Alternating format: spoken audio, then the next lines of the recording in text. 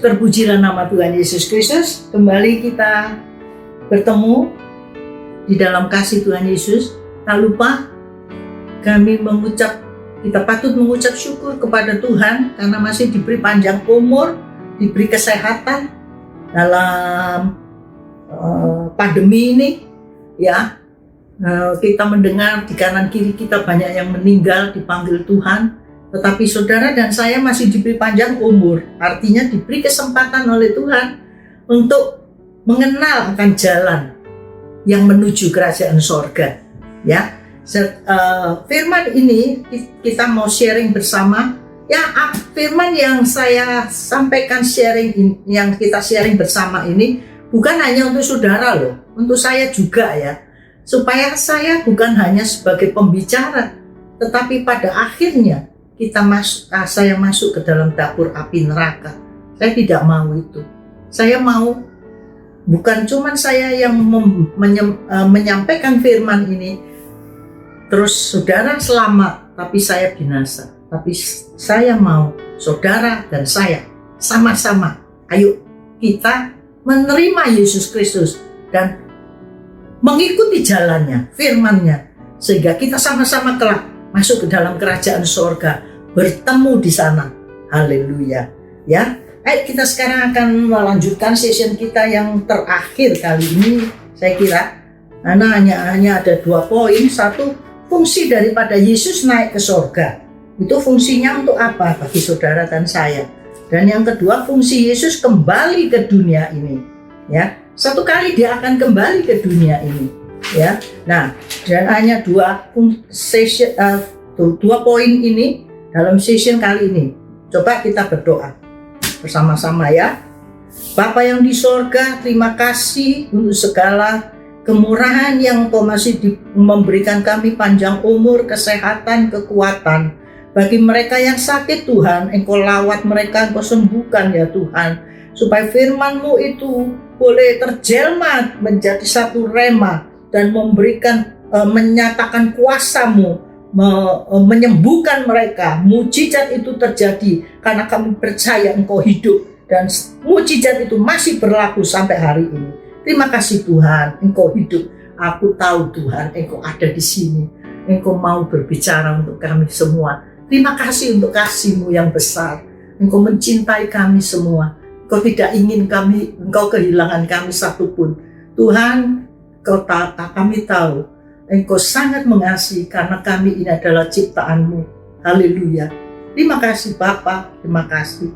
Dalam nama Yesus Kristus kami panjatkan doa kami. Buka akal pikiran kami Tuhan. Untuk kami boleh selubung-selubung itu Engkau buka dalam nama Yesus Kristus. Supaya selubung terbuka dan kita boleh dibuka. Dapat pengertian dari sorgawi melalui firman-Mu dan Roh Kudus pada saat ini Tuhan. Dalam nama Yesus kami berdoa, haleluya, amin. Saudara-saudara yang terkasih di dalam Tuhan, saudara yang mencari jalan ke sorga, ikuti pelajaran firman Allah ini, saudara pasti ada jalan menuju kerajaan sorga yang mulia. Satu kali kelak kalau saudara dipanggil pulang ke sorga, meninggalkan dunia ini ya. Nah, mari kita akan masuk ke dalam firman Tuhan. Sebelumnya, saudara, saya ingin menyatakan tentang kasih Allah itu dalam hidup saudara dan saya. Kenapa Tuhan itu begitu mencintai kita? Ya, sampai dibela-belain seperti itu. Kok dia itu seolah-olah tidak ingin kehilangan kita, ya. Kalau saya mempelajari hatinya, keputusannya, apa yang dia lakukan, seolah-olah dia tidak ingin kehilangan kita, saudara. Walaupun kita ini banyak mengecewakan, kita ini jahat, kita ini jalannya tidak benar, tapi dia tuh tidak mau ketinggalan hidup dari kita, saudara. Kenapa? Karena coba saya dengan singkat ya ingin memberikan pengertian kepada saudara, karena kita ini benar-benar ciptaannya ya. Kenapa kok saya bilang benar-benar ciptaannya? Sebab di dalam kitab Kejadian, coba saya baca ya.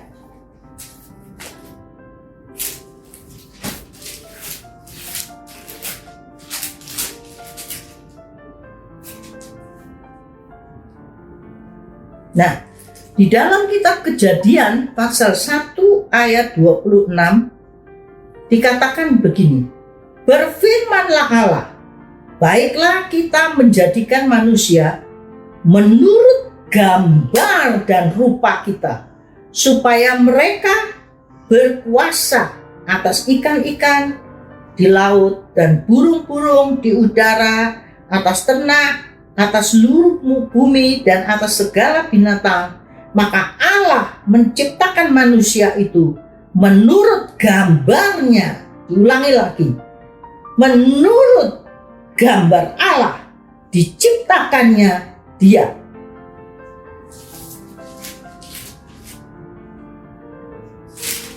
Nah, saudara, kita melihat di sini bahwa dikatakan berulang-ulang manusia itu diciptakan oleh Allah menurut gambar dan rupa Allah. Tuhan Allah di sini, perhatikan, dia berkata apa? Berfirmanlah Allah, baiklah kita. Lihat, kita itu berapa, saudara? Tunggal atau atau jamak? Kita jamak, ya. Baiklah kita menjadikan manusia menurut gambar dan rupa kita. Nah, saudara lihat di sini, dari ayat ini saya tahu persis bahwa Allahku itu Allah yang menciptakan langit dan bumi dan menciptakan manusia. Kenapa? Karena dia sendiri juga mempunyai jamak, saudara. Pribadinya itu jamak. Kita, dia bilang, baiklah kita menciptakan manusia menurut gambar dan rupa Allah. Persis, kita diciptakan dia, hanya beda kemuliaan. Karena kita sudah jatuh ke dalam dosa, jadi kemuliaan Allah itu terpisahkan, ya. Nah, dikatakan kalau menurut gambar, artinya itu plek. Sama halnya kalau saudara punya anak saudara tuh rupanya kayak saudara. Kenapa? Karena anak saudara, ciptaannya saudara, ya, makanya persis seperti saudara. Nah, Tuhan Allah juga begitu. Dia berkata menurut gambar dan rupa kita. Nah, dia itu jamak, saudara. Allah itu jamak, ya. Kenapa saya bilang jamak? Karena dia bilang menciptakan manusia itu menurut gambarnya dia. Manusia itu jamak atau satu? Manusia itu jamak, saudara. Betul enggak? Manusia itu juga mempunyai 3 oknum. Tubuh, jiwa, dan roh. Nah, manusia itu tidak satu. Yuli, ini saya. Ada tubuhnya, ada jiwanya, ada rohnya di dalam. Tapi apa orang bilang Yuli itu 3? Yuli itu 1. Betul enggak? Allah kita yang menciptakan kita. Yang dia berkata, baiklah kita menciptakan manusia serupa dan gambar. Nah, serupa dan gambar Allah. Karena dia sendiri itu juga 3 oknum. Allah Bapa, Putra, dan Roh Kudus. Sama, saudara, sama. Plek sama. Nah, dari sini aku bisa yakin betul-betul 200% bahwa Yesus Kristus adalah Allah yang telah menjelma menjadi manusia itu. Dialah yang menciptakan manusia yang pertama. Dialah menciptakan langit dan bumi. Sebab dia berkata, marilah kita. Dia punya 3 oknum. Lah, saya juga punya 3 oknum kok. Saudara punya 3 oknum kok. Tubuh, jiwa, dan roh. Kenapa? Karena memang menurut ciptaannya. Sang penciptanya itu ada 3 oknum. Jangan heran kalau manusia itu punya 3 oknum. Allah kita tuh 3 oknum juga, ya. Jadi kalau saudara bisa ngomong-ngomong sama diri sendiri, kenapa Allah tidak boleh ngomong-ngomong sama Yesus, tidak boleh ngomong sama Roh Kudus, tidak boleh ngomong sama Bapa? Boleh. Apakah mereka itu lalu 3 Allah? No, 1. Apakah saudara itu 3? 1. Tubuh, jiwa, dan roh. Tapi orangnya 1. Betul enggak? Nah, itu meyakinkan saya dengan seyakin-yakinnya bahwa Allahku Tuhan Yesus yang aku kenal dalam nama Tuhan Yesus itu, Dia yang menciptakan saya. Dia yang menciptakan seisi dunia ini. Burung di udara, lautan, ya, binatang darat, ikan, dan macam-macam sebagainya. Dia yang menciptakan. Oh, haleluya.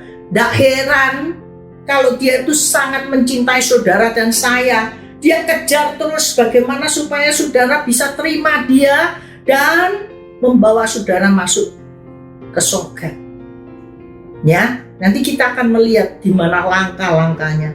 Kita sudah lihat banyak hal ya. Tinggal session yang terakhir ini, saudara pelajari dengan baik-baik. Begitu luar biasanya Dia berusaha mati-matian, ya, sampai nyawanya, dirinya sendiri pun Dia serahkan supaya miliknya Dia itu boleh kembali. Karena tadinya karena Adam dan Hawa telah berbuat dosa, manusia itu putus hubungan dengan Allah, ya, sehingga dia merasa sedih. Dia yang menciptakan. Kenapa? Karena Dia punya 3 oknum, saudara, ini 3 oknum: tubuh, jiwa, dan roh. Allah Bapa, Allah Anak, dan Roh Kudus. Itu sebabnya Dia itu tidak bisa melepaskan saudara dan saya dengan gampang. Dia itu akan mendatangi saudara. Dia akan saudara akan melihat mujizat penglihatan, saudara akan mendengar suaranya, saudara akan melihat sinarnya, dan macam-macam sebagainya. Karena Dia mengasihi saudara, ciptaannya. Haleluya. Nah, sekarang kita akan melihat yang ke-11, ya, fungsi daripada Yesus naik ke surga. Di dalam Markus pasal 16 ayat 9 sampai 20 dan Kisah Rasul pasal 1 ayat 9 sampai 11. Dikatakan di sini bahwa Yesus itu benar-benar naik ke surga. Kenapa? Karena Dia disaksikan oleh murid-muridnya pada waktu itu. Ya, nak, saudara baca ayat-ayat itu, disaksikan oleh murid-muridnya dan para malaikat-malaikatnya. Ya, di dalam sejarah gereja dikatakan, sejarah gereja menyatakan pada waktu itu ada 500 orang lebih yang menyaksikan Yesus itu naik ke surga di atas awan-awan. Ya, haleluya. Itu, saudara, tidak bohong, bukan cerita hoax, bukan, nyata, betul-betul bahwa Dia itu hidup dan Dia naik ke surga, kembali ke singgasananya. Haleluya. Haleluya. Dia itu menyatakan seperti ini supaya apa? Supaya manusia itu tahu bahwa Dia itu datang dari atas dan satu kali Dia akan kembali. Haleluya. Saudara, nah sekarang kita melihat sekarang fungsinya apa? Dia naik ke atas. Ya, Yohanes 16 ayat 7 sampai 13. Dikatakan, ada gunanya aku naik pulang ke surga, sebab Roh Kudus akan turun untuk kita semua. Ya, kalau Yesus tidak menurunkan Roh Kudus, Yesus hadir hanya pada tempat-tempat tertentu, betul enggak? Dia jalan di Samaria, di Galilea, dan lain-lain sebagainya. Dan di tempat Indonesia enggak ada. Tapi karena Dia sudah naik ke surga, Dia kirimkan oknum yang ketiga, Roh Kudus itu. Nah, Roh Kudus itu bisa hadir di mana-mana yang bersamaan pun bisa. Ya, jadi untungnya itu di sana. Dia menurunkan Roh Kudus ke dalam dunia ini. Untuk apa? Sebagai bodyguard saudara dan saya. Oh, haleluya. Dia tidak rela melepas saudara gitu tok. Udah tak tinggal ya, haleluya, selamat tinggal, bye-bye. No. Dia mengirimkan Roh Kudusnya untuk membodyguardi saudara, untuk menolong saudara, untuk membela, membentengi saudara pada selama saudara hidup di dalam dunia ini. Haleluya. 1 Yohanes 4 ayat yang keempat. Roh Kudus itu ada di dalam kita. Bahkan Dia itu lebih besar dari semua yang ada di dunia ini. Haleluya. Terpujilah nama Tuhan. Ya, Roh Kudus yang ada di dalam kita. Kalau saudara terima Yesus dan Roh Kudus itu tinggal di dalam saudara, Roh Kudus yang ada di dalam kita itu lebih besar dari semua roh yang ada di dunia ini. Satu kali saya ada di Amerika. Ada seseorang yang ada di Indonesia, dia berkenalan dengan seorang semacam orang yang belajar dengan kuasa gelap itu loh, ya, dengan kuasa gelap. Nah, kayak dukun gitu, tapi ilmunya tinggi sekali. Jadi dia bisa ngambil jimat-jimat itu cuma dengan begini tok, gini set, dia dapat, ya. Itu ilmu gaib yang dari kuasa setan itu, ya. Sebab di dunia ini hanya ada dua kuasa, kuasanya Tuhan Yesus dan kuasanya setan, tidak ada yang lain. Kuasanya Tuhan Yesus dan kuasanya setan. Nah, waktu saya ada di Amerika, orang ini bilang sama dukun ini, kamu bisa tidak melihat teman saya itu yang ada di Amerika itu gimana? Dia lagi susah atau lagi senang? Sebentar ya, tak lihatnya. Lalu dia semedi. Sampai lama. Terus dia jawab, maaf ya, saya tidak bisa melihat ini temenmu ini, katanya. Sebab aku cuma melihat hidupnya dia ini, tubuhnya itu dilingkupi oleh awan putih gitu. Jadi aku tidak bisa nembus ke dalam melihat hatinya bagaimana dan macam-macam, tidak bisa. Karena ada satu awan yang putih itu melingkupi dia, bungkus dia, sehingga tidak ada satu orang atau satu pribadi yang bisa menyentuh. Nah, saudara, sebagaimana itu firman Tuhan. Waktu saya pulang ke Indonesia, saya diberitahu seperti itu. Katanya, kok ada kuasa gaib tak suruh lihat orangnya. Kamu di waktu di Amerika, dia bilang katanya dia cuma melihat kamu berjalan di satu tempat, tapi tidak bisa dilihat segalanya karena dilingkupi semua rapat dengan kayak awan gitu putih katanya. Tidak bisa lihat saya, tidak bisa. Itu terus kedua, mama saya itu kan percaya sama kelenteng ya dulu sebelum bertobat. Nah, dia kadang-kala itu pergi ke kelenteng, dia jamsi, saudara tahu jamsi ya, jamsi tanya nasib segala macam itu kalau di orang Konghucu itu kan begitu. Mama saya dulu sering begitu. Jadi dia nanya nasibnya anak saya anak-anaknya dia satu-satu, termasuk saya. Tiap kali dia bilang, tiap kali aku ini kalau menjamsikan kamu, tidak bisa keluar. Jamsinya tidak mau keluar. Tidak bisa ditebak, saudara. Tahu tidak? Kenapa? Karena ditutup sama kuasa Tuhan. Tuhan yang ada, Roh Kudus yang ada di dalam saya lebih besar dari semua kuasa di dunia ini. Maka saya sampai bilang, heran aku. Katanya suhunya itu bilang, tidak bisa satu ini. Yang lain bisa ditebak. Tapi satu ini tidak bisa. Ya, kenapa? Memang saya dekat sama Tuhan ya. Karena sejak kecil saya itu, pokoknya saya bergaul sama Tuhan itu sejak umur 17 tahun, 16 tahunan. Waktu remaja, setelah saya ketemu Tuhan Yesus, saya bertobat dan saya mulai belajar bergaul sama Tuhan sampai hari ini. Dan saya melihat dia luar biasa, mujizatnya. Dia benar-benar Allah yang hidup, yang luar biasa, yang bisa menjawab setiap doa kita dengan kuasa ajaibnya. Luar biasa dia. Nanti saudara kalau mengikuti khotbah-khotbah saya, firman Tuhan yang kita share bersama, saya akan sisipkan kesaksian-kesaksian yang ajaib, luar biasa. Sungguh luar biasa saudara.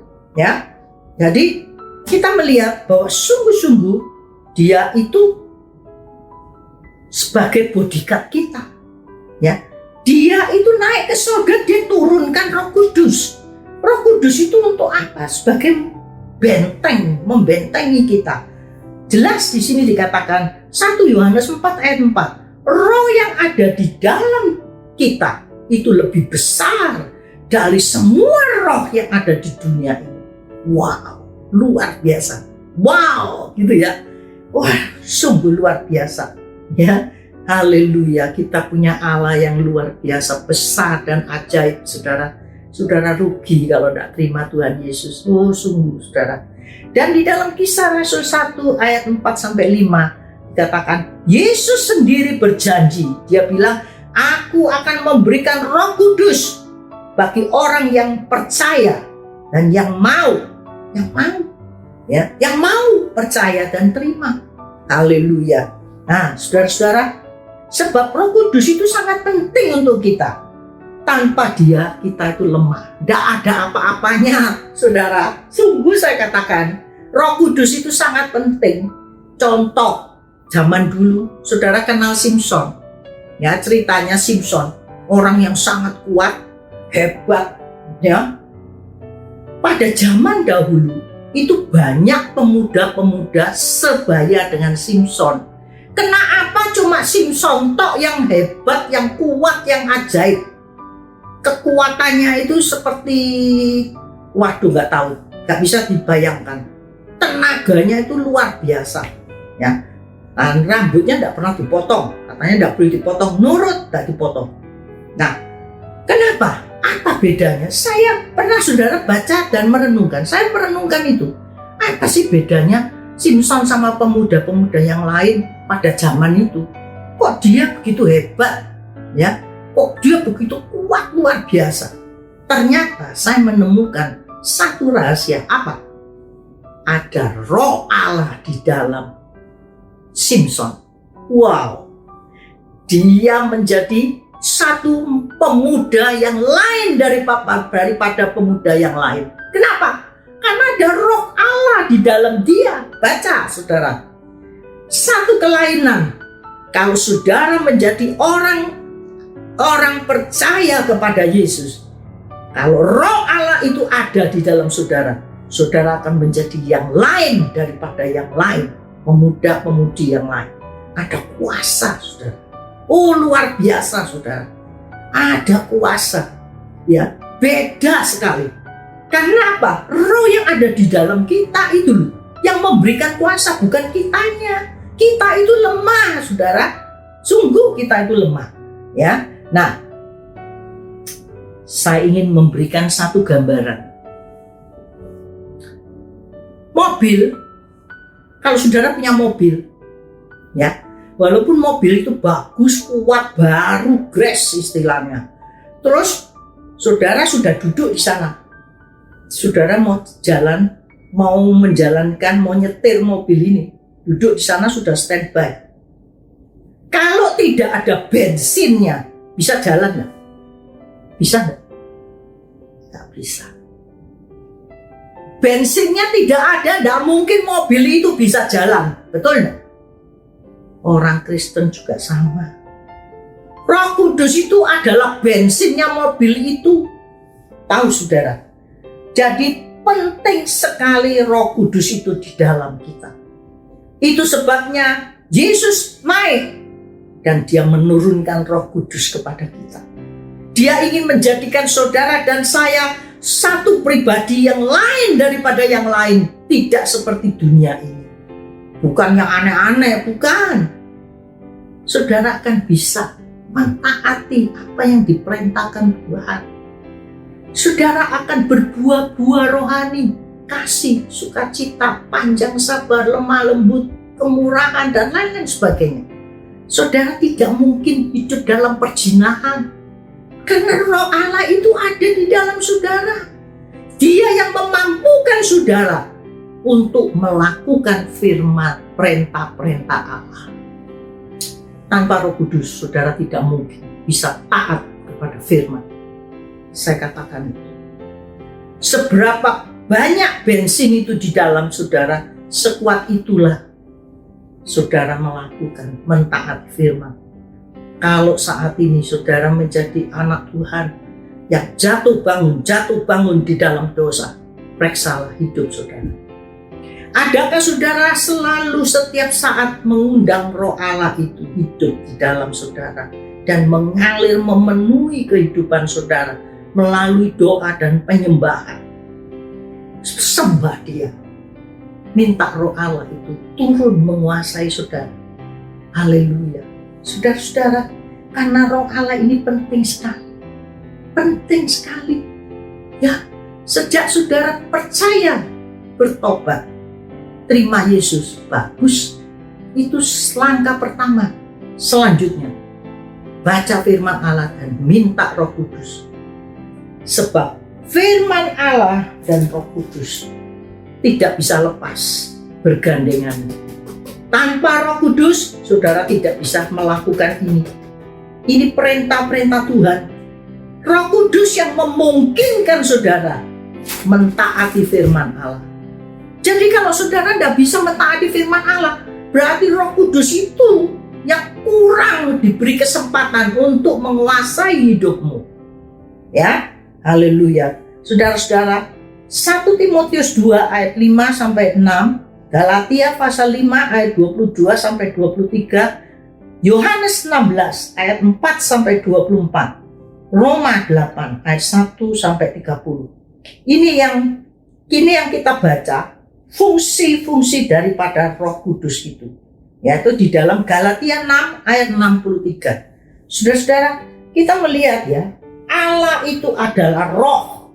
Firman Tuhan bilang, Allah itu adalah roh. Di mana ada roh Allah, di situ ada kemerdekaan. Haleluya. Di mana ada roh Allah, di situ ada kemerdekaan. Merdeka dari apa? Merdeka dari penyakit, merdeka dari kesusahan, merdeka dari ikatan dosa, merdeka dari segala perjinahan, kenajisan dunia ini. Merdeka semua. Haleluya. Oh, terpujilah nama Tuhan Yesus yang luar biasa. Ya, dikatakan di situ, Dia memberikan kemerdekaan. Itu sebabnya penting sekali Roh Kudus itu. Saudara, ikutlah Dia. Baca firman Allah. Setelah saudara mengerti, undang Roh Kudus itu. Setiap saat, bukan setiap hari, setiap saat. Bagaimana caranya? Pada kesempatan tertentu mungkin saudara ada jam doa, itu bagus. Tapi tidak cukup itu, saudara. Setiap saat saudara harus bersekutu. Bersekutu dengan Allah, Roh Kudus itu. Haleluya. Tuhan itu luar biasa ya, Roh Kudusnya itu luar biasa. Makanya kalau ada oknum berkata, oh orang Kristen itu kan cuman sembayangnya seminggu sekali, salah. Ya, itu orang Kristen yang tidak sungguh-sungguh, yang belum sungguh-sungguh, yang belum mengerti. Orang Kristen yang sungguh mengerti dan sungguh bertobat, setiap saat dia bersekutu dengan Allahnya. Caranya gimana?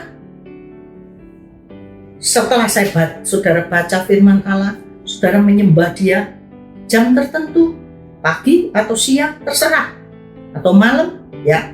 Dan di luar itu, saudara tetap bersekutu dengan firman dan Roh Kudus ini. Bicara terus sama Roh Allah. Saudara mau pakai baju? Tanya Roh Kudus, saya mau pakai baju apa ya hari ini? Roh Kudus, saya makan apa? Tidak mungkin Roh Kudus bilang, oh kamu pakai baju sing seksi-seksi itu. Orang Kristen tidak cocok itu, saudara. Nanti kalau saudara diperkosa gimana? Ya, Roh Kudus, saya mesti makan apa? Roh Kudus akan ngajari kita. Jangan makan yang kolesterol, itu tidak baik.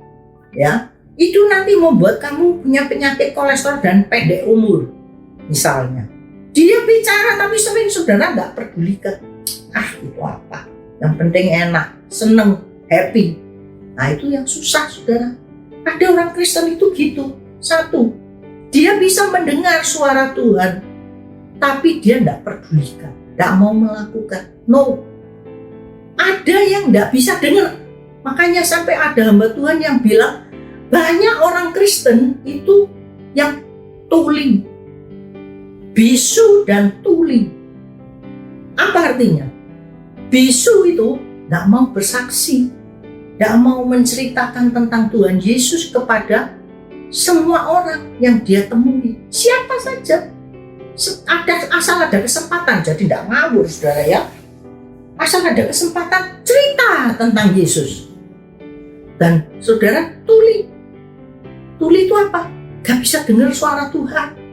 Saudara ngomong padahal sama halnya kalau saudara ngomong sama tembok. Tuhan Yesus, saya ini mau berangkat sekolah, mau berangkat kerja. Ampuni saya, pimpin saya. Amin. Sudah. Tapi saudara enggak. Terus setelah itu saudara enggak komunikasi lagi sama dia. Setelah itu, amin. Jalan, duduk, makan, pergi kemana saja. Terus ngomong sama Tuhan. Ngomong saudara. Komunikasi terus sama Tuhan. Anggaplah dia itu adalah satu pribadi. Memang dia adalah satu pribadi yang selalu ada di dalam kita. Ya, dia yang akan menuntun saudara kepada jalan-jalan tidak mencelakai saudara. Jalan-jalan yang tidak menjerumuskan saudara. Haleluya. Saudara-saudara, kita melihat ya, Roh Kudus itu memerdekakan. Roh Kudus itu memerdekakan kita dari dosa. Dia akan menyadarkan dosa-dosa kita, membuat kita bertobat. Roh Kudus itu akan menguatkan iman kita. Iman yang lemah dikuatkan melalui Roh Kudus.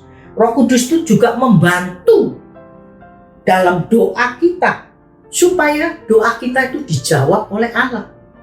Nah, saudara coba belajar sekarang ya. Ada satu ayat loh saudara. Coba ini apa yang saya tulis di sini ayat-ayatnya, saudara baca semua.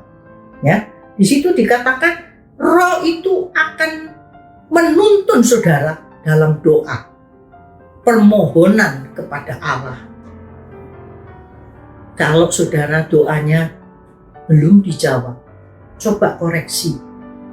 Ya, adakah Roh Kudus itu selalu ada di dalam saudara? Itu penting saudara. Adakah Roh Kudus itu memimpin saudara setiap saat? Adakah saudara bisa dengar suara dia bicara? Atau saudara jadi orang Kristen yang tuli? Tuli, tidak bisa dengar suaranya. Ataukah saudara menjadi orang Kristen yang masa bodoh dengan suaranya?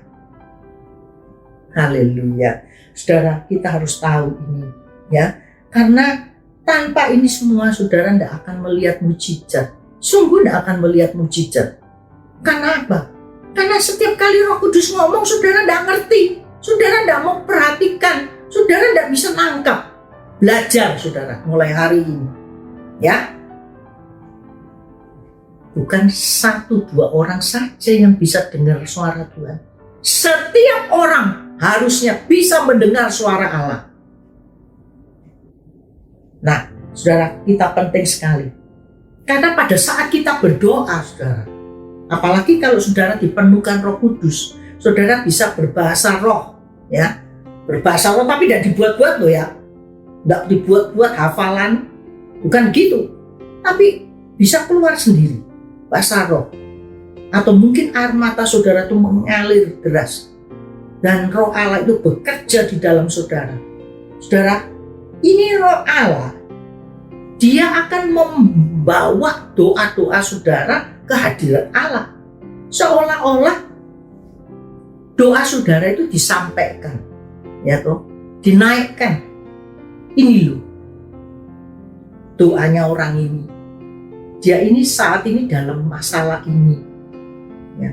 Seringkali kalau saya berdoa di dalam doa, dalam urapan Roh Kudus, seolah-olah otak saya tidak bekerja keras. Jadi doa saya itu tidak selis penuh gitu. Tuhan, saya perlu ini, saya minta ini, saya minta itu, saya minta ini. Tuhan, saya mau gini, saya mau gitu. Tidak. Hanya saya mendekatkan diri kepada Allah dan izinkan Roh Allah itu menguasai saya. Saya menyembah Dia. dan saya menyerahkan seluruh kehidupan saya. Dia tahu, Roh Kudus tahu, dan dia yang ngomong sama Tuhan, menyampaikan doa saya. Ini loh, Juli itu perlu ini, Juli itu dalam keadaan kondisi seperti ini. Nah itu saudara akan mendatangkan mujizat dalam hidup kita. Haleluya. Doa kita itu kalau ngomong seperti ini ya, Tuhan berikan kesabaran saya supaya saya bisa sabar seperti Engkau, panjang sabar, lemah lembut. Setan bisa dengar, iblis itu bisa dengar, dan dia justru ngasih masalah terus sehingga saudara tidak bisa sabar. Tapi kalau saudara doa dalam roh itu yang memohon, setan tidak bisa jegal, tidak bisa. Doa saudara tidak akan dijegal, dan doa saudara naik terus sampai ke Bapa. Dan caranya saudara juga, ini Roh Kudus tahu caranya itu gimana. Istilahnya loh, ini istilah ya, gambaran. Kalau kita minta sama orang, mungkin kita ini tata bahasanya kurang ajar istilahnya, ya istilahnya kurang sopan gitu ya, atau kurang mengambil hati atau gimana, sehingga orang itu ngamuk, orang itu marah sama kita. Demikian juga kita. Ya, kalau kita doa, seringkali kalau kita sebutkan dengan akal kita, Tuhan sembuhkan saya, Tuhan aku dalam masalah, aku ini punya utang Tuhan, aku ini begini, aku begitu. Setan tahu, dia tuh akan begal nyegati doa saudara, supaya jangan dijawab. Ngerti enggak saudara? Itu loh pentingnya loh, penting sekali. Saya merasakan itu sungguh sekali, luar biasa. Doa di dalam urapan roh, ya, pada saat penyembahan saudara pribadi, penyembahan pribadi saudara naikkan, di situ serahkan seluruh kehidupan saudara, tidak ada sisa. Nah, segala masalah ini Roh Kudus itu yang akan naikkan doa saudara. Tidak usah sebut apa-apa, di mulut itu sebut haleluya, haleluya, haleluya, mulutnya haleluya. Nanti di sini nih bisa keluar sendiri tuh apa permohonan apa yang menjadi kesulitan saudara, apa dia yang akan menyelesaikan semua saudara. Ya, itu sebabnya Roh Kudus itu sangat penting. Roh Kudus itu juga membuat kita berani bersaksi. Kalau saudara menjadi orang Kristen istimewa, terutama ya ini orang Kristen, tidak berani bersaksi, malu, takut, sungkan, Roh Kudus belum bekerja di dalam saudara. Seorang Kristen yang begitu dikuasai Roh Kudus, dia akan menyala-nyala, bersaksi di mana saja, ya, bersaksi di mana saja. Dia mencari kesempatan bagaimana saya bisa ngomong sama dia. Ya, saya mempunyai pembantu. Saya ingin bersaksi sama dia, cerita tentang kasihnya Tuhan. Tapi saya tidak berani. Takut nanti kalau sampai dikatakan apa saya mengkristenkan atau gimana. Padahal kita ini punya tujuan baik, supaya mereka itu punya jalan keselamatan. Tapi saya bawa dalam doa. Saya selalu bilang, Tuhan, kasih kesempatan saya supaya saya bisa ngomong sama orang ini. Ya. Nah, terus ya apa saudara? Pada suatu ketika saya itu bisa ada kesempatan cerita sama dia. Saya menceritakan tentang Yesus. Saya menceritakan tentang kemuliaan siapa Yesus, penebus dosa dunia, dosa manusia dan macam-macam. Dan pertama memang ditolak, saudara. Tapi akhirnya saya tidak ajak. Dia sendiri bilang, "Kulo badhe melu nyang gereja." Loh, kaget saya. Loh, kenapa? Kok dia bisa berubah? Dulu tidak mau. Kenapa? Karena kesaksian, ya, kesaksian hidup kita bersaksi, ya, bagaimana kita melakukan firman Allah. Jangan kita ini mentang-mentang jadi terhadap pembantu, menekan dia, terus membedakan dia, lalu kita ini seperti diktator, bentak-bentak, ngusir-ngusir. Nah itu tidak boleh. Kita harus menjadi saksi terangnya dunia, jadi contoh buat dia. Yang kedua, mulut mesti dibuka. Tidak bisa orang Kristen bilang, saya mau saksi tapi di dalam tingkah laku saya saja. Oh, tidak bisa. Ya. Atau ada yang bilang, saya mau bersaksi dengan mulut tapi tingkah laku saudara tidak mencerminkan Kristus. Tidak bisa. Dua-duanya. Hidup itu harus mencerminkan Kristus dan mulut kita harus terbuka untuk bersaksi, mencari kesempatan. Bagaimana aku bisa menceritakan tentang kasih Kristus. Saudara-saudara, itu penting sekali, ya. Dan itu bukan saja membuat kita bersaksi. Roh Kudus itu menandai kita itu jadi miliknya. Kalau dicap gitu, seperti dicap, ya, dicap kita itu. Kita ini menjadi miliknya Tuhan dengan tanda Roh Kudus itu di dalam kita, ya. Dan selanjutnya kita ini lalu jadi anaknya. Karena Roh Kudus ada di dalam kita, ya. Kita ini jadi mendapat warisan dari Allah.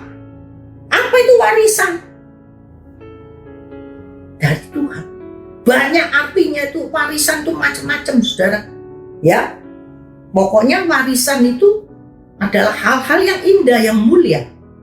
Dan selanjutnya yang memampukan kita bisa mentaati firman Tuhan. Haleluya. Kalau saudara tidak bisa taat firman Tuhan, saudara pernah sedih enggak? Saya banyak nangis, saudara. Kenapa kok saya tidak bisa mentaati firman Tuhan ya? Kenapa? Kok susah sekali? Saya nangis, berdoa, minta sama Tuhan. Tapi Roh Kudus itu suatu ketika membuat saya mampu. Ampuni, balas kejahatan dengan kebaikan. Saudara, satu kali ada seorang ibu, dia ini marah-marah dengan saya. Maaf ya, saya kalau itu suka cerita kesaksian.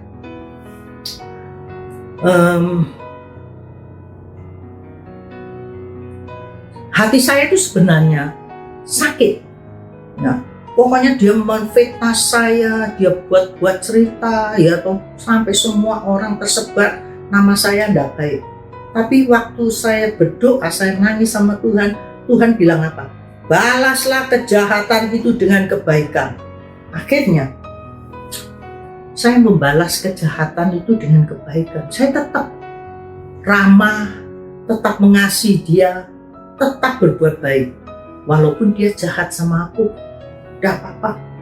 Walaupun terkadang aku melakukan itu dengan air mata itu mengalir, karena dia suka meludah-meludah di depan saya.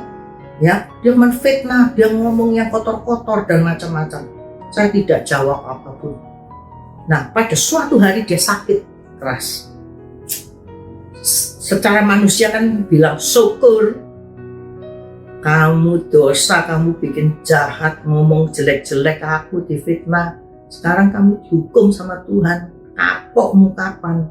Saya tidak gitu. Tuhan bilang balas kejahatan dengan kebaikan. Saya datang ke rumahnya. Saya masakkan, bawa makanan. Saya bersihkan rumahnya. Saya tolong, saya bantu dan macam-macam hal. Karena dia itu seorang janda. Dia tidak punya anak, dia tidak punya suami sendiri. Tapi jahatnya minta ampun, saudara. Ya. Nah, saya tetap berbuat baik sama dia. Waktu dia sakit tak bawa ke dokter sama saya. Tak kasih obat, tak mandiin, tak kelap seka itu toh, tak ganti baju. Saya tetap berbuat baik. Akhirnya setelah dia sembuh, saudara, dia nangis. Dia bilang, saya nyesel. Kenapa ya? Kamu tuh tak jahati sama aku. Kok kamu tetap baik sama aku? Saya bilang, karena Kristus, Yesus yang suruh saya. Bukan saya itu baik. Tidak ada yang baik di dalam saya. Semua itu, firman Tuhan bilang, kebaikan saya itu seperti kain yang kotor. Kebaikannya, lalu kejahatannya gimana? Ya. Nah, akhirnya dia bilang apa? Sekarang saya sadar bahwa kamu itu orang yang baik. Saya mau ikut kamu seumur hidupku. Dan aku juga mau ikut Yesus seumur hidupku. Aku memberikan rumah saya semuanya untuk kamu, katanya. Saya mau ikut kamu. Jadi orang ini ikut saya seperti ibu saya. Orang pribumi loh, bukan orang Cina loh. Saya tidak ada beda, tidak pernah membedakan saya. Apa itu orang kaya, orang miskin, apa orang pribumi, orang Madura, orang Indonesia, apa orang Cina atau orang bule. Semua ciptaan Tuhan sama, kita harus mencintai. Kita harus menunjukkan kesaksian hidup yang baik. Ya, orang ini lalu menyerahkan surat rumahnya semuanya untuk saya. Dia berikan ini untuk, akhirnya saya serahkan untuk gereja. Dibangunlah gereja di sana. Ya, saudara-saudara, itulah kisahnya. Yang saya ambil benang merahnya, balas kejahatan dengan kebaikan. Maka pahala kemuliaan Tuhan itu, berkat Tuhan itu nyata. Nah, gimana kita bisa begitu? Kalau ada Roh Kudus. Kalau ada Roh Kudus. Kalau tidak ada Roh Kudus, tidak mampu, saudara. Orang dia jahat kok, kenapa sakit saya mesti berbuat baik? Ya, saya balas dengan jahat. Ya enggak? Saya dipukul 1 kali, kamu tak pukul 10 kali. Loh, aslinya kan begitu. Tapi karena Roh Allah yang ada di dalam saya, dia yang nyetir, saudara. Ayo kamu belok kanan. Saya tidak mampu. Belok kanan, ikut. Kiri. Makanya itu sebabnya betapa pentingnya Roh Kudus itu dalam hidup ini. Dan Roh Kudus itu membuat kita itu bertahan, menderita.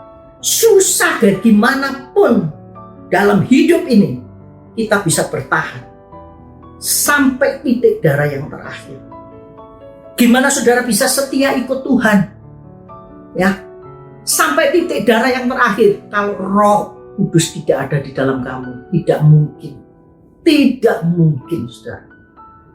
Itu sebabnya minta Roh Allah itu menguasai kamu, menguasai kita semua, supaya Roh Allah itu yang membuat kita itu memampukan kita bertahan mengikut dalam penderitaan sampai titik darah yang terakhir. Haleluya.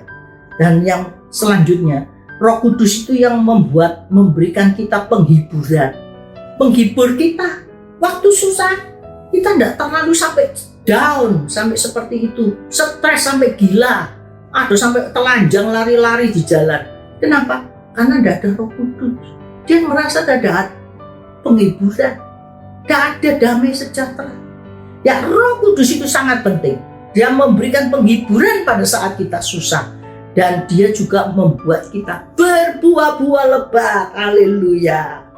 Saudara, Tuhan itu melihat buahnya dari hidup kekristenan kita.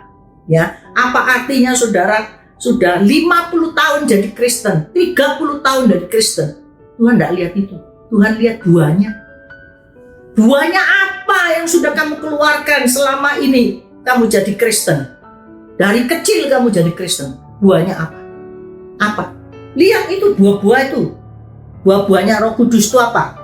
Ya, dalam Galatia 5 ayat 16 sampai 26. Buah-buah Roh Kudus: kasih, sukacita, panjang sabar, lemah lembut, kerendahan hati, damai sejahtera, dan lain sebagainya. Itu panjang. Nah, coba saudara satu-satu diperiksa. Sudah enggak aku keluar itu? Kasih nih, kasih. Sudah enggak? Oh, belum. Berarti saudara belum mengeluarkan buah kasih. Sukacita ada enggak? Sukacita. Buah sukacita. Oh, ada. Berarti ini buahnya sudah ada satu nih. Sukacita. Lemah lembut. Ada enggak? Belum. Aku masih sering bentak-bentak orang misalnya. Aku masih kasar. Itu belum buahnya. Mungkin aku mau keluar buah ini. Sekarang aku mau keluar ini. Minta Tuhan tolong supaya Roh Kudus bekerja membuat aku mengeluarkan buah ini. Ya. Kita mesti berdoa begitu, saudara. Ya, haleluya. Dan 1 Korintus 3 ayat 16 sampai 17.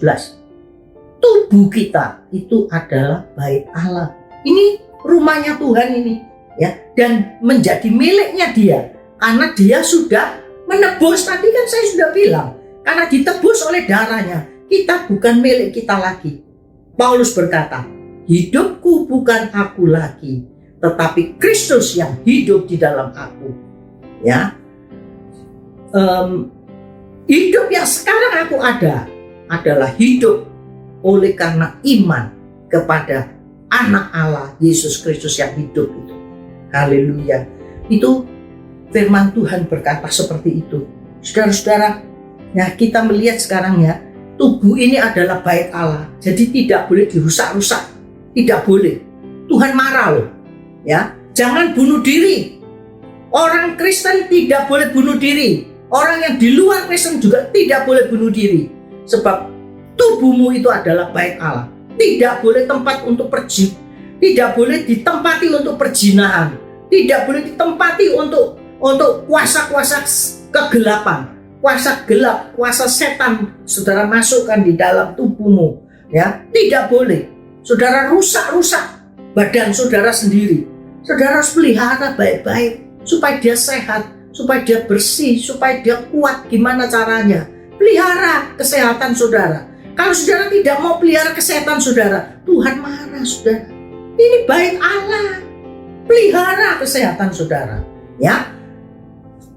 Haleluya. Dan yang kedua saudara, yang tadi yang pertama, fungsinya Yesus naik ke sorga itu dia menurunkan Roh Kudus ya.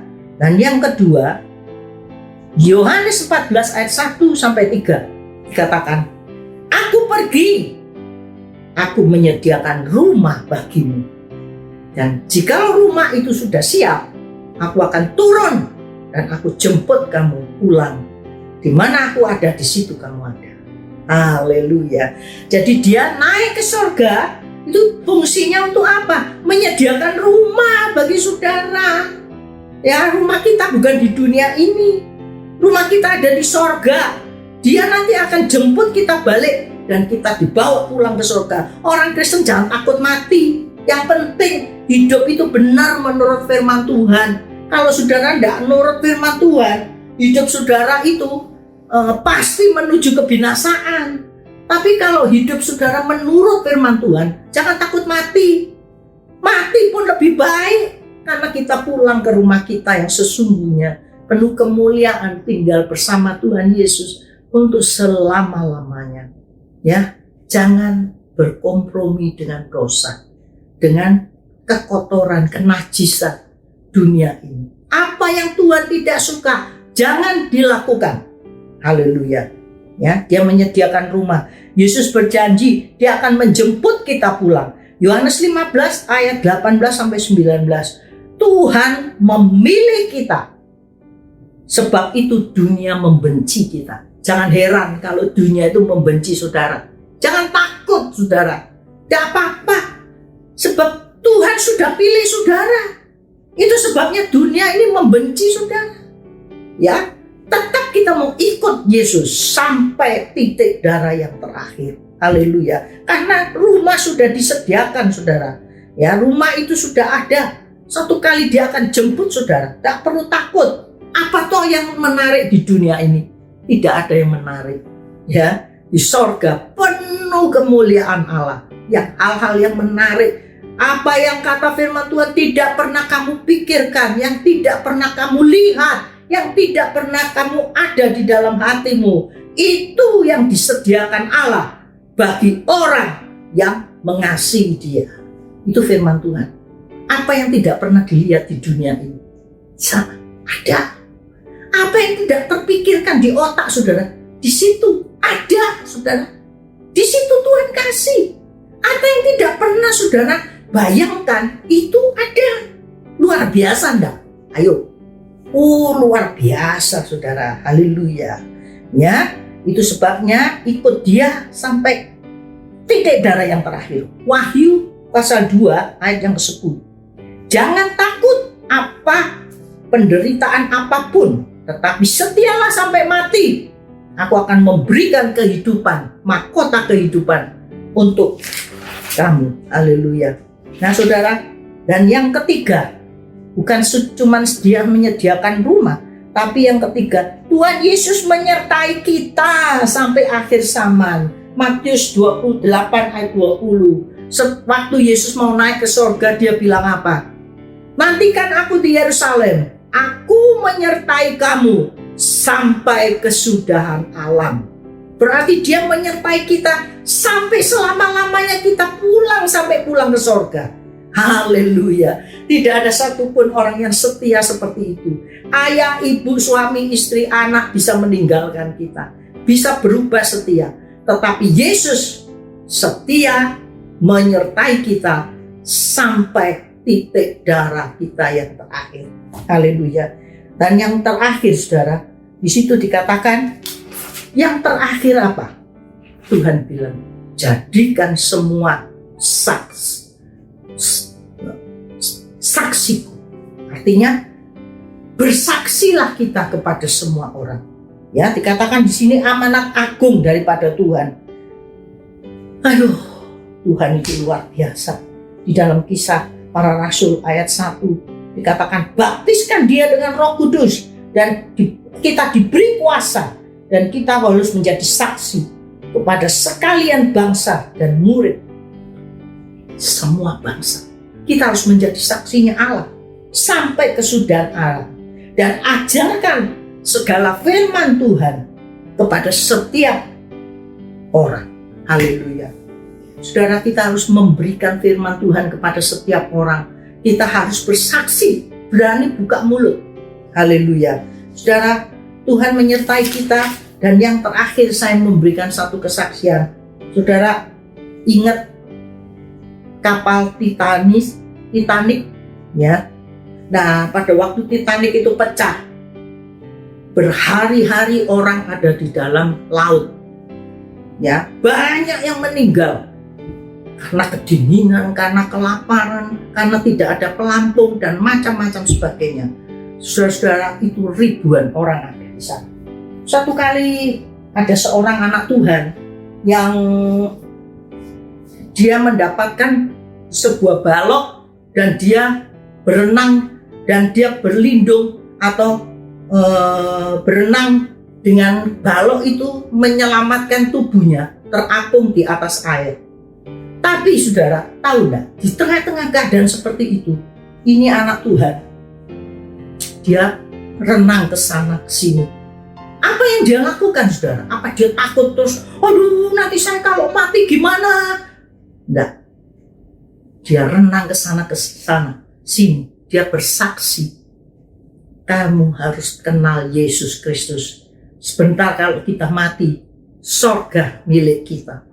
Ya, banyak orang yang bertobat.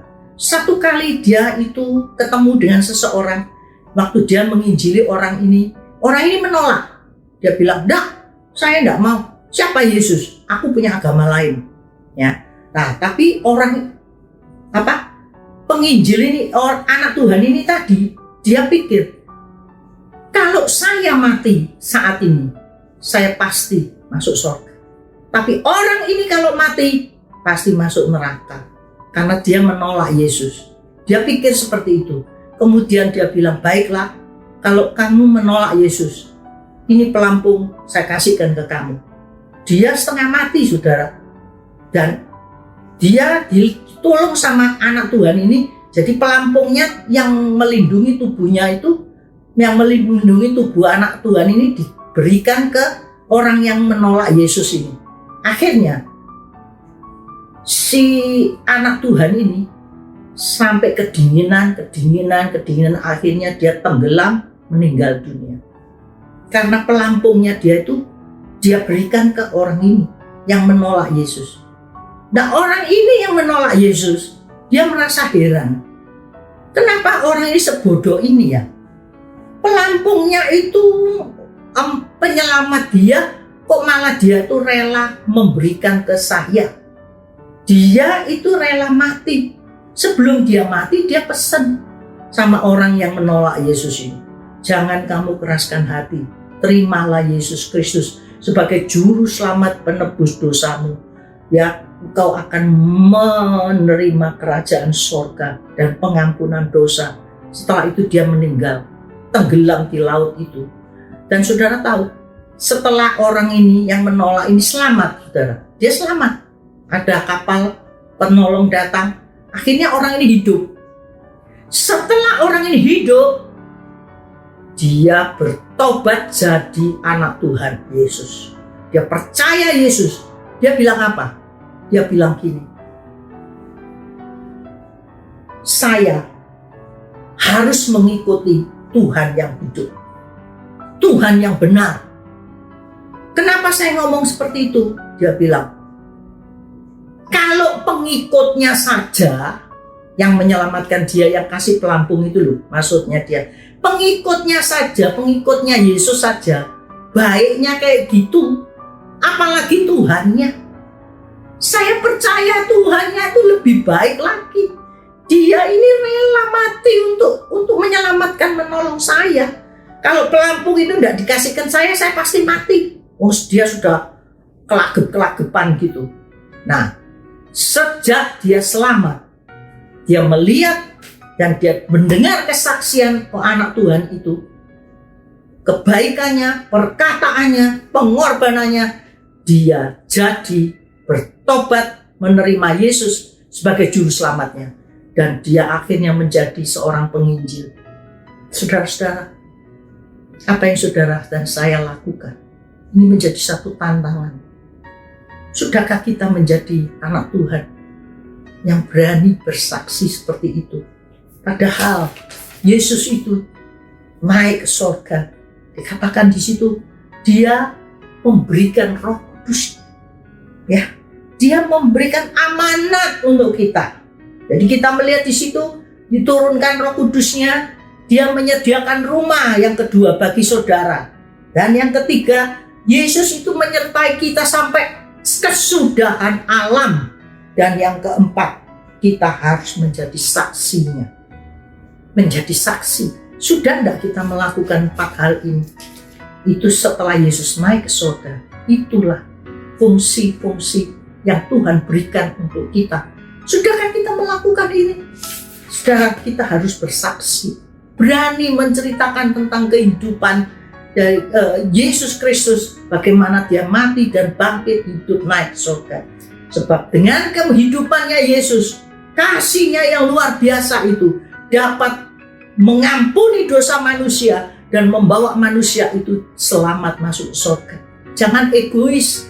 Saudara selamat, orang lain bagaimana? Berjuta-juta miliar manusia masih dalam kebinasaan, jalan ke api neraka. Di manakah saudara? Kasih hati saudara menjadi pengikut Yesus. Yesus sudah berkorban banyak untuk saudara.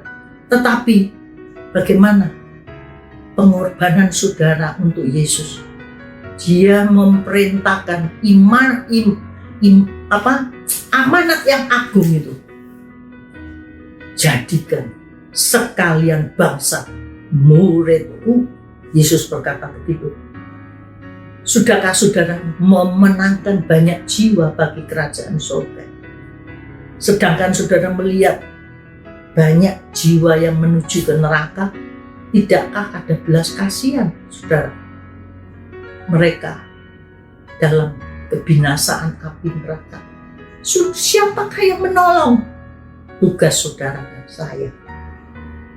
Mari kita mau beritakan cintanya Tuhan, keselamatan itu kepada dunia, pada semua orang, supaya mereka juga diselamatkan seperti saudara yang sudah diselamatkan oleh Tuhan. Amin. Mari kita tundukkan kepala. Bapa yang penuh kasih, terima kasih untuk firman-Mu. Biarlah Tuhan, Roh Kudus yang Kau berikan pada kami, karena firman-Mu itu dapat kami lakukan hanya oleh gerakan Roh Kudus-Mu. Bicaralah melalui Roh Kudus-Mu Tuhan. Nyatakanlah kasih-Mu, kuasa-Mu kepada setiap orang yang mendengar firman ini, supaya hati mereka boleh terbuka dan melakukan, bertindak sesuatu, berbuat sesuatu. Berapa banyak jiwa yang saat ini masih berjalan di api neraka. Siapakah yang dapat menolong mereka? Tuhan, pakailah kami, umat tebusan-Mu, Engkau yang sudah menebus dosa kami dengan harga yang mahal di atas kayu salib. Ajarkan kami juga melakukan, membalas kebaikan Tuhan dengan memberitakan tanpa malu, tanpa takut.